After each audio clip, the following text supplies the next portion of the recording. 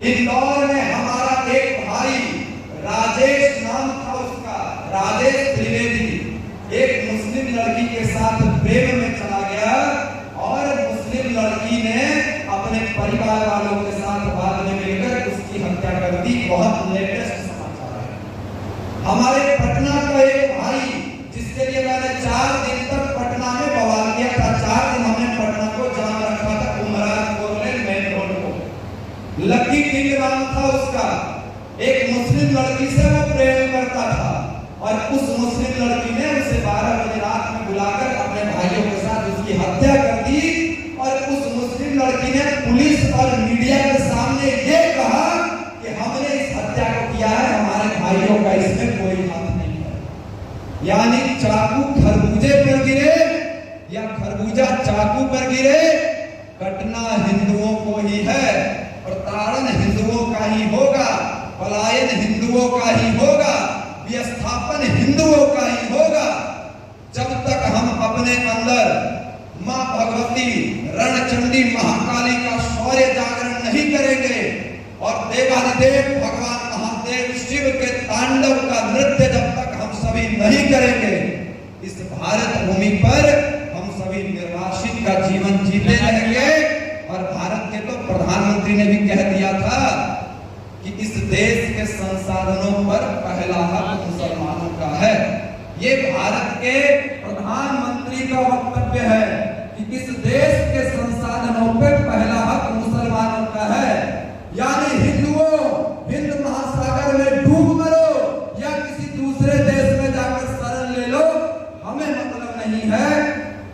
भारत देश के अंदर तो एक ही नारा लगेगा, रलीम कलीम कलीम, भागो मारे जाओ या धर्म परिवर्तन कर लो। एक ही नारा लगेगा, पाकिस्तान से रिश्ता क्या, ला इलाहा इल्लल्लाह। ये नारे देश के अलग अलग हिस्सों में गूंजते हैं। पहले कश्मीर में गूंजता था, अब ये नारे बिहार में लगने लगे हैं, कर्नाटक में लगने लगे हैं, आंध्र प्रदेश में, छत्तीसगढ़ में, मध्य प्रदेश में, महाराष्ट्र में। कुछ पॉलिटिकल पार्टी जो देश में प्रचंड सेक्युलरिज्म का दम भरती है, उनके विजय के पश्चात वहां पाकिस्तानी झंडे फहराए जाते हैं। मैं किसी राजनीतिक दल का न समर्थक हूं न विरोधी हूं। मेरा यह मानना है जो हिंदू हित की बात करेगा वही देश पर राज करेगा।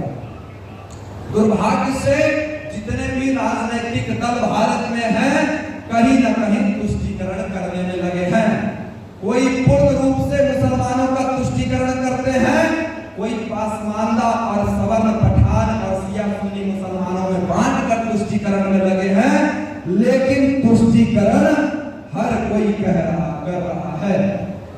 तुष्टीकरण में भारत के सारे राजनीतिक दल के लोग लगे हैं और कुछ लोग यह कहते हैं देश के अंदर, वारिस पठान ने कहा, अकबर उद्दीन ओवैसी ने कहा, ऑल इंडिया मजलिसे इत्तेहादुल मुसलमीन, असद उद्दीन ओवैसी के पार्टी का नाम है AIMIM, all India Majlise Ittehadul Muslimeen. उसके नेताओं ने कहा 15 मिनट पुलिस हटा दो, हम पूरे भारत से हिंदुओं का नामो निशान मिटा देंगे।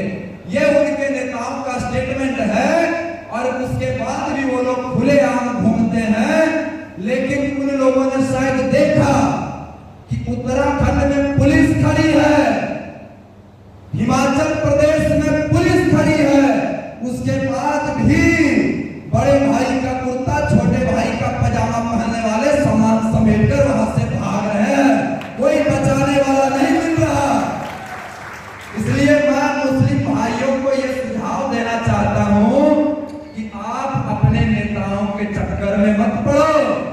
ये नेताओं के हेलीकॉप्टर तैयार हैं विदेश भागने के लिए।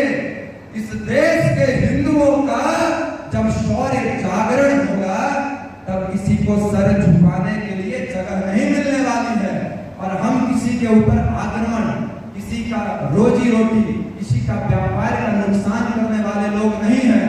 हम कहते हैं सर्वे भवन्तु सुखिनः, सब लोग सुखी हों, सर्वे सन्तु निरामया, सब लोग विरोध